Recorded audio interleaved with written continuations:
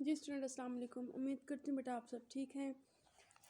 आज का जो हमारा लेक्चर स्टार्ट हो रहा है आईटीबी का इंट्रोडक्शन टू बिज़नेस आपके सब्जेक्ट का, वो है फ्रॉम क्वेश्चन नंबर 23। ठीक है, 23 क्वेश्चन में जो हमारा पेज नंबर है वो है 62।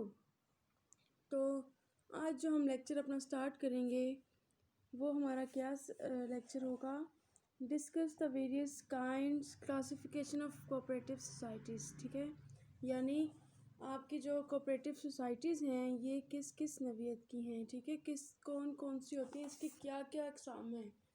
ठीक है, अब जिस तरह हमने बिज़नेस की काइंड्स पढ़ा था उसमें हमने देखा था कि बिज़नेस में सोल ट्रेडरशिप होता है, जॉइंट स्टॉक कंपनी होता है, पार्टनरशिप होता है। उसके बाद हमने देखा कि ये अभी हमने कल जो पढ़ा उसमें था कोऑपरेटिव सोसाइटी भी एक बिज़नेस होता है। ठीक है, तो इसी तरह से आज हम देखेंगे कोऑपरेटिव सोसाइटी की आगे से टाइप्स देखेंगे। ठीक है, इसकी क्लासिफिकेशंस देखेंगे कि इसकी क्या क्लासिफिकेशंस हैं। अच्छा चलें स्टार्ट करते हैं। The first one is producers cooperative society. कल हमने पढ़ी थी कुछ चीज़ें, उसमें हमने साथ साथ पढ़ा था कि अगर प्रोड्यूसर कंपनी हो तो ऐसा होगा, मार्केटिंग कंपनी हो तो इसमें इस तरह की सूरत लागू होती है। तो आज हम जो पढ़ेंगे, आज हम सेपरेटली कंपनीज़ को पढ़ेंगे, सोसाइटीज़ को पढ़ेंगे कि अगर किस किस किस्म की सोसाइटी होगी तो उसको किस तरह से डील किया जाएगा या फिर उसको किस लिए बनाया जाता है, उसकी डीलिंग किस मकसद के लिए बनाई जाती है, किस तरह से की जाती है। ठीक है, चले अब हम देखते हैं। सबसे पहले कहते हैं कि producers cooperative society. Producers cooperative society means small workers, industrialist और craftsman from this type of society. ठीक है, इसमें ये वाले लोग आ जाते हैं और कहते हैं कि the membership is limited to the producers of specific goods. इस वाले ऑप्शन में जो लिमिटेड मेंबरशिप है वो लिमिटेड होती है। ठीक है, कुछ चीज़ों में, और members themselves perform all the necessary activities like production, management and marketing. जो इसके मेंबर्स होते हैं कहते हैं कि वही फिर काम भी करते हैं इसके लिए। ठीक है, क्योंकि वो मिल के शेयर्स परचेज करते हैं, मिल के जो है वो कंट्रीब्यूशन करके उसके बाद वो फिर काम भी उनको मिल के ही करना होता है, क्योंकि इसमें कुछ प्रोडक्शन वाली चीज़ें होती हैं। ठीक है, लाइक कहते हैं कि इसमें जितनी भी नेसेसरी एक्टिविटीज़ हैं प्रोडक्शन के हवाले से, मैनेजमेंट की, मार्केटिंग की, ये सारी की सारी उसके अपने मेंबर्स खुद ही करते हैं। इससे क्या फ़ायदा होता है कि एक तो उनका अपना लिविंग स्टैंडर्ड बेटर होता है। ठीक है, उनको एम्प्लॉयमेंट मिल जाती है और सबसे बड़ा फ़ायदा कि कम पैसे में वो एक काम को स्टार्ट कर पाते हैं। ठीक है, अच्छा उसके बाद क्या है, हम इसके ऑब्जेक्ट्स देख लेते हैं कि इसके काम क्या क्या होते हैं। कहते हैं to get raw material and other factors at the most economical cost. ठीक है, हो सकता है मेरे पास पैसे कम हैं, हो सकता है आपके पास भी पैसे कम हैं, लेकिन हम कोई काम शुरू करना चाहते हैं और हमें चाहिए उसके लिए पैसा। कि अगर हमारे पास पैसा हो तो हम जो है मिल के ये काम कर सकते हैं। तो फिर ऐसी सूरत में क्या होता है कि रॉ मटेरियल जब ज़्यादा लोग मिल के काम करते हैं तो इससे क्या होता है फिर कि आपको जो आपका रॉ मटेरियल है वो लोअर कॉस्ट पर मिलता है। ठीक है, और फिर आप आसानी से उस काम को कर सकते हैं। ठीक है, अगर हर शख्स अपनी सेपरेट कंपनी खोलने लगे तो आपको पता है कि गुजारा नहीं होगा, लेकिन अगर कुछ लोग मिल के एक कंपनी को खोलते हैं तो उन्हें लोअर कास्ट पे इकोनॉमिकल चीज़ें मिल जाती हैं, अच्छी चीज़ें मिल जाती हैं। ठीक है, चलें अब हम देखते हैं नेक्स्ट। कहते हैं कि to get raw material and other factors at the most economical cost. Second point है to sell goods to members at reasonable price. ठीक है, फिर उस चीज़ों को परचेज़ करके, रॉ मटेरियल को परचेज़ करके अपने ही मेंबर्स को सेल करना है। ठीक है, उसको यूज़ नहीं करना है बल्कि सेल आउट करना है। इससे क्या होगा कि आपकी जो सोसाइटी है वो एक ही दफ़ा में बन के ख़त्म नहीं होगी, बल्कि उससे दूसरों की हेल्प होती रहेगी। उससे जो थोड़ा बहुत भी वो प्रॉफिट कमाएंगे वो थोड़ा थोड़ा आप लोगों को मिलेगा जो शेयर होल्डर्स होंगे, और बाकी का रिज़र्व में रख के नेक्स्ट टाइम के लिए इसको और अच्छे से इस्तेमाल किया जाएगा। ठीक है, तो कहते हैं कि फिर अपने ही मेंबर्स को उन चीज़ों को बेचा जाता है रीज़नेबल प्राइस पे। ठीक है। लेकिन जो नॉन मेंबर्स होते हैं, to dispose of goods at the maximum price, ठीक है, टू नॉन मेंबर्स, जो मेंबर्स नहीं होते वही चीज़ उनको महंगी दी जाती है। चलिए एक सिंपल सी बात करते हैं, जैसे अच्छा, जैसे आपने देखा होगा कि ये जो वेलफेयर की हमारी पीयूएफ की जो बसेस और ये जो गाड़ियाँ चलती हैं, ठीक है, गाड़ियों में तो खैर ऐसा नहीं होता, लेकिन बसेस में मैंने कुछ साल पहले देखा था कि जिनके पास बने हुए होते हैं उनसे किराया नहीं लिया जाता या फिर कम लिया जाता है। शायद बाकी लोग उस वक्त 10 रुपये दिया करते थे, 15 रुपये, 15 रुपये था शायद, और जिनका पास था, जिनके पास, उनसे 5 रुपये लिए जाते थे, ठीक है। चाहे वो उन्होंने वीकेंड में कहीं भी जाना हो, चाहे वो औरत हो, मर्द हो, बच्चा हो, या स्टूडेंट पास होता है एक, उसके लिए कम पैसे होते हैं। तो ये क्या होता है कि अपने मेंबर्स को कम प्राइस पे, रीज़नेबल प्राइस पे चीज़ दे देना, और जो नॉन मेंबर्स हैं उनसे पूरे पैसे ले लेना, ठीक है। उनको ज़्यादा मैक्सिमम जितना वो ले सकते हैं उतनी प्राइस उनसे ले लेना। तो इससे क्या होगा कि जो मेंबर्स हैं उनको फ़ायदा होता रहेगा, ठीक है, और जो मेंबर्स नहीं हैं, तो यानी सिंपल सी बात है ना, ये सोसाइटीज़ किस लिए बनाई जाती हैं, ताकि गरीब लोगों का भला हो सके। तो इसके ज़रिए गरीब लोगों को वो भला करके देते हैं, ठीक है, और जो अमीर लोग होते हैं उनकी सर्विसेज को अवेल करते हैं, उसके लिए वो उनको पूरा पूरा चार्ज कर लेते हैं, इनकी कसर भी उनसे निकलवा लेते हैं। तो फिर क्या होता है, उनका तो कुछ जाता नहीं, क्योंकि उनके पास तो पैसा है। पैसे वाला अगर जाते हुए 25 रुपये दे भी देगा या 15 रुपये दे भी रहा है तो क्या फ़र्क पड़ता है, लेकिन जिसके पास नहीं है उसके लिए 500 रुपये भी बहुत बड़ी चीज़ है, ठीक है। तो बस इस तरह की सर्विसेज अवेल करने के लिए, प्रोवाइड करने के लिए ये सोसाइटीज़ बनाई जाती हैं। उसके बाद कहते हैं to eliminate the role of middle man and save commission, ठीक है। अब यहाँ पे मिडल मैन का रोल जो है वो नहीं होता और कमीशन सेव की जाती है, ठीक है। प्रोडक्शन में अगर हम देखते हैं तो प्रोडक्शन में मिडल मैन का क्या काम होता है, जैसे कि होलसेलर, रिटेलर, ठीक है, और जो ये वाले जो लोग होते हैं, ठीक है, क्या इस तरह के लोगों से काम नहीं लिया जाता, बल्कि इनके काम खुद मेंबर्स कर लेते हैं। तो फिर इससे क्या होता है कि वो इससे क्या होता है कि वो जो उनका काम होता है, जो उनको पैसे पे करने होते हैं, वो भी बच जाते हैं और इनके अपने कंजम्पशन में आ जाता है, ठीक है। वो इनको अपनी ज़रूरत में इस्तेमाल कर ले जाते हैं या ख़ुद ही इस्तेमाल कर लेते हैं, ठीक है। अपने ही मेंबर्स को क्योंकि ये प्रोवाइड कर रहे होते हैं, मेंबर्स आके लेकर चल जाते हैं, तो फिर बीच में ये मिडल मैन, दूसरी कंपनीज़ की तरह मिडल मैन, जो है होलसेलर, रिटेलर, इन लोगों की ज़रूरत फिर नहीं पड़ती। ओके, उसके बाद कहते हैं to remove workers grievances in respect of working condition.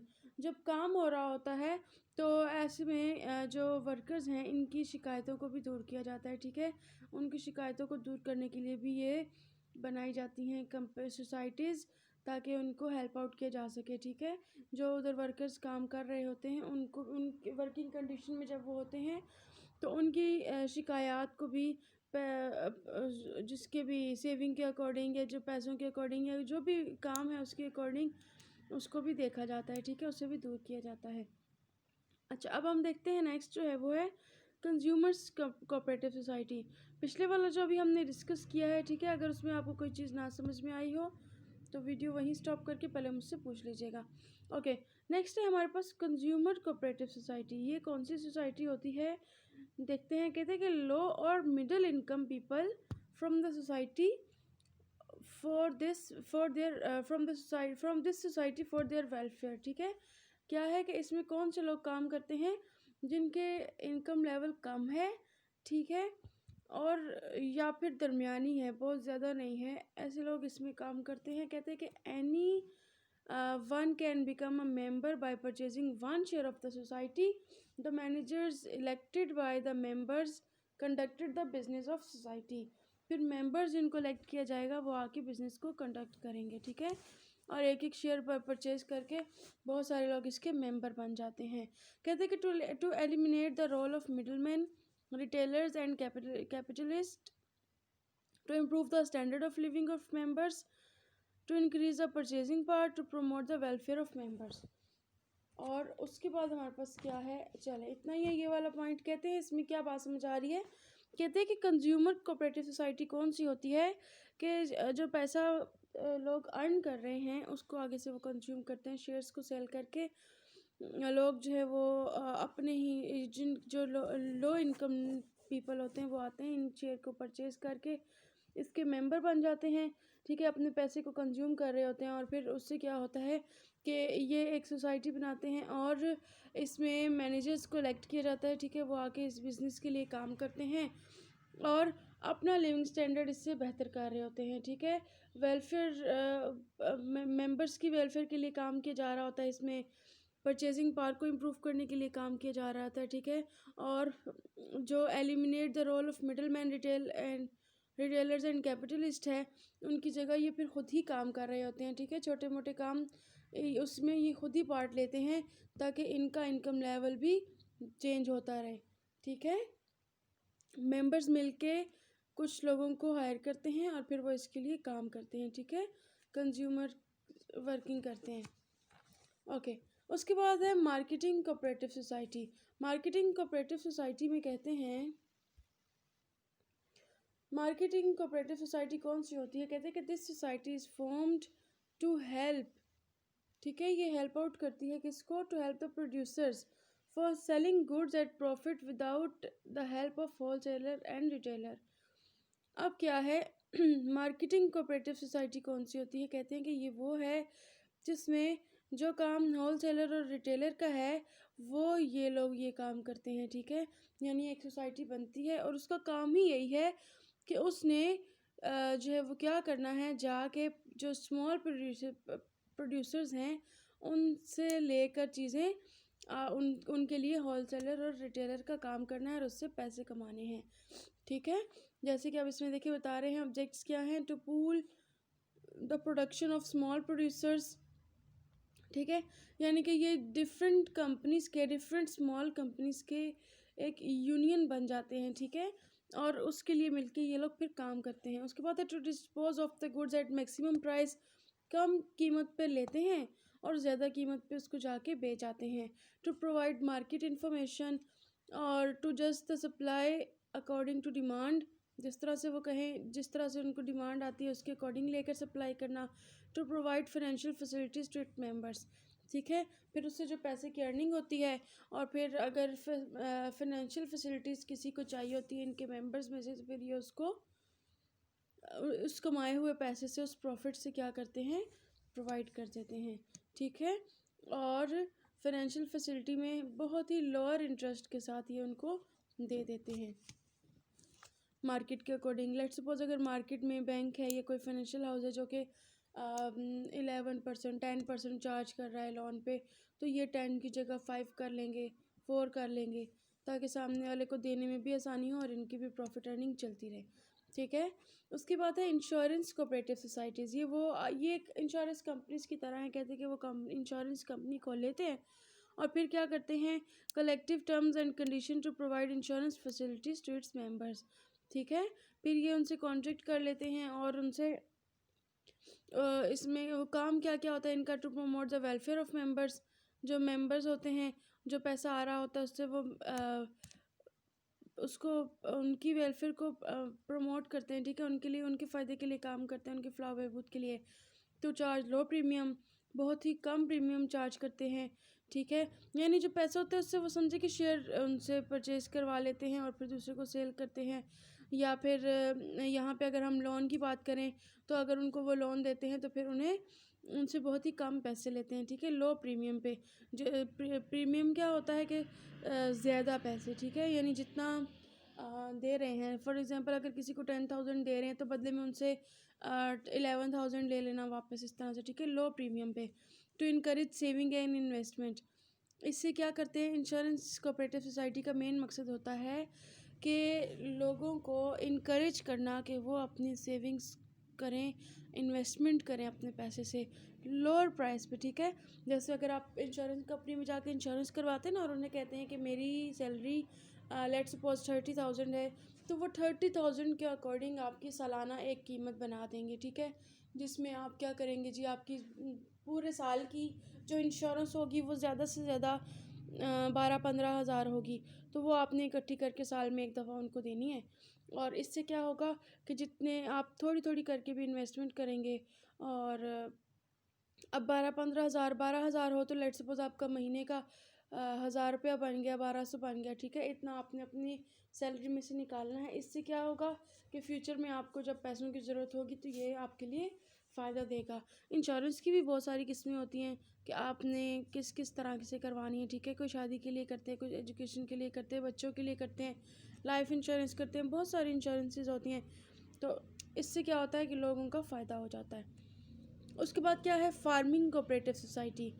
Farming से ही समझ में आ जाता है कि इसमें एग्रीकल्चर का सारा सिस्टम होगा, ठीक है। Small farmers to get the benefit of large scale farming from this society.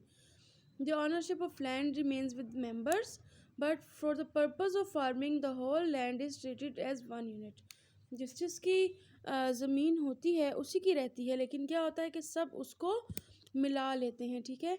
सारे कहते हैं जिस तरह के साथ की ज़मीन है, साजिद की ज़मीन है, हसनैन की ज़मीन है, एक साथ ही मिलती है, लेकिन साथ साथ है, लेकिन उनकी बाउंड्रीज़ हैं। लेकिन वो बीज लेने के लिए जाते हैं तो उन्हें महंगा मिल रहा है, एक और बीज लेने के लिए जाता है उसको और महंगा मिल रहा है, सेपरेट सेपरेट ही जब करते हैं। लेकिन ऐसा होता है कि फिर कोऑपरेटिव सोसाइटी का क्या काम होता है कि ये एकर्स में ज़मीन इकट्ठी कर लेते हैं, ठीक है। सारों की ज़मीन को कलेक्ट करके ज़मीन अपने अपने मेंबर्स की ही रहती है, लेकिन क्या होता है कि उसको एक यूनिट करार दे दिया जाता है और जाकर उसके लिए सारे पैसे इकट्ठे करके फिर लो लो प्राइस पे क्या किया जाता है, जाके लो प्राइस पे जाके क्या करते हैं, फिर वो ख़रीद के लेकर आते हैं सामान, ठीक है। और फिर इससे क्या होता है, टू इंक्रीज़ पर एकड़ प्रोडक्शन, ठीक है, उनकी प्रोडक्शन इंक्रीज़ होती है। टू इम्प्रूव इरिगेशन, आपाशी का निज़ाम जो है वो भी इम्प्रूव होता है। To get seeds at lower prices, वो भी उनको फिर क्योंकि जब वो ज़्यादा मटेरियल ख़रीदते हैं, रॉ मटेरियल, तो उनको फिर सस्ते दामों में मिल जाता है। And to dispose of agriculture products, इन सारी चीज़ों में एंड तक उसको उनको फ़ायदा मिल रहा होता है, ठीक है, फार्मिंग कोऑपरेटिव सोसाइटी के ज़रिए से। चले, उसके बाद क्या है, हाउसिंग कोऑपरेटिव सोसाइटी। ये वो वाली सोसाइटी होती है जो लोगों को काम करके देती है। कहते हैं कि the society is form to provide finance to its members for the purchase of land, purchase of house, construction of house. It has usually 3 forms: house building society, finance society, land society, ठीक है। इस तरह से इनकी 3 तरह की किस्में होती हैं। कुछ लोग होते हैं जो कि ख़रीदने में मदद करते हैं, कुछ लोग होते हैं कि उसके लिए पैसा देते हैं, ठीक है। और कुछ लोग ऐसे होते हैं जो कि ज़मीन ख़रीदने में मदद करते हैं। इस डिफरेंट 3 तरह की सोसाइटीज़ होती हैं। और इनका काम क्या होता है, इनका काम होता है, ऑब्जेक्ट्स में आप देखें, सबसे पहले कहते हैं कि to provide loan for building और लैंड, ठीक है।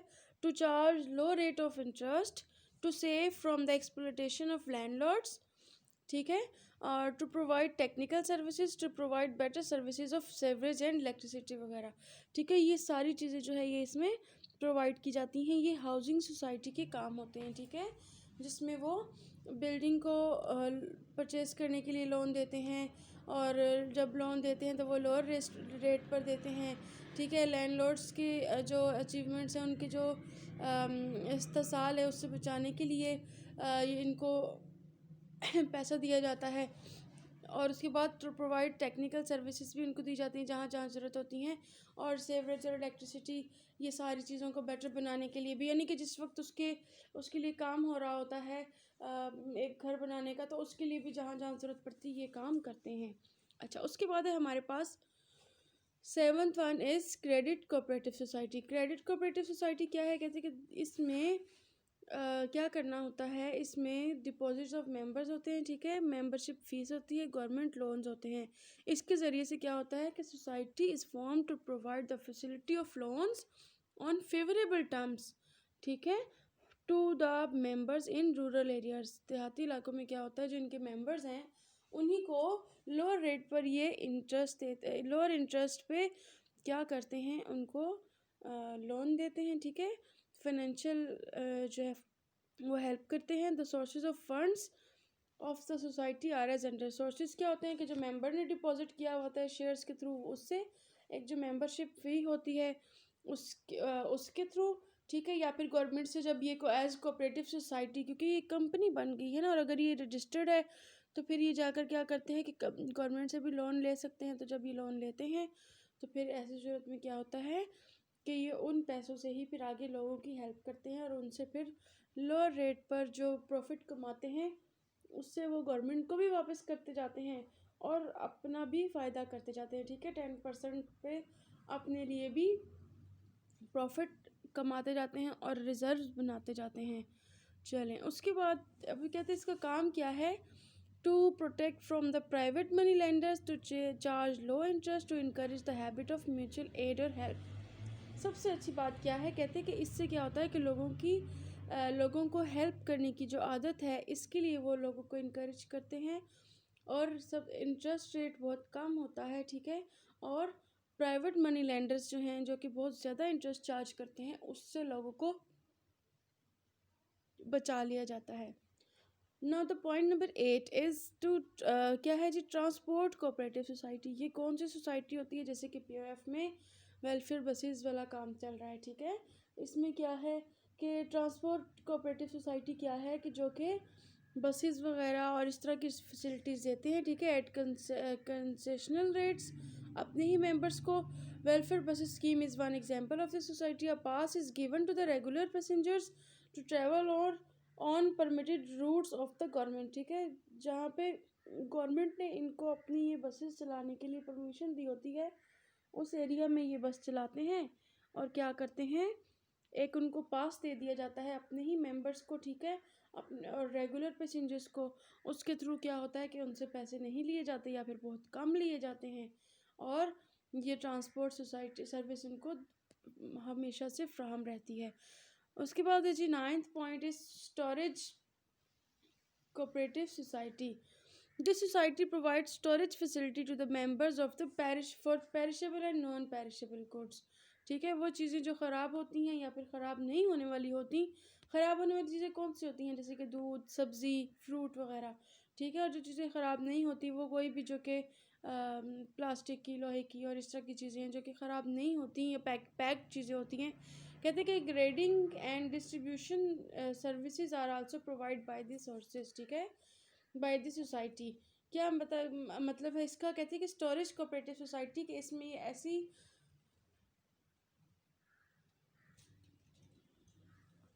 कहते हैं कि ऐसी फैसिलिटीज़ फ्राहम कर दी जाती हैं कि जिससे कि वो अपनी चीज़ों को स्टोरेज करके रख सकते हैं। ठीक है, और दूसरा क्या है कि उन चीज़ों को अच्छे से डिस्ट्रीब्यूट करने की फैसिलिटीज़ भी फ्राहम की जाती हैं, ताकि वो चीज़ें ख़राब भी ना हो और जिसकी हैं उन तक इजीली पहुंच जाएं। ठीक है, ख़राब हुए बगैर अच्छे तरीके से पहुंचाई जा सकें। हाँ, बदले में वो इनसे उसके बदले में पैसे ले लेते हैं, और ये एज बिजनेस वो काम करते रहते हैं। ठीक है, उसके बाद लास्ट पॉइंट हमारे पास labour cooperative society. The unskilled labourers set up this society to sell their services jointly for various projects at favourable rates.